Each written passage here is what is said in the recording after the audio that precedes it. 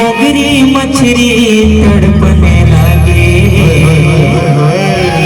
खूब सी खेले भाग जी। अच्छा जी। अरे चंबा हमने भी देखा रे भगवा। वाह भैया के दो सिंह जी। अरे रे रे रे और चाटी के गरबा डोरी बांधे। अरे बाप रे और खींचे अरे जोन भी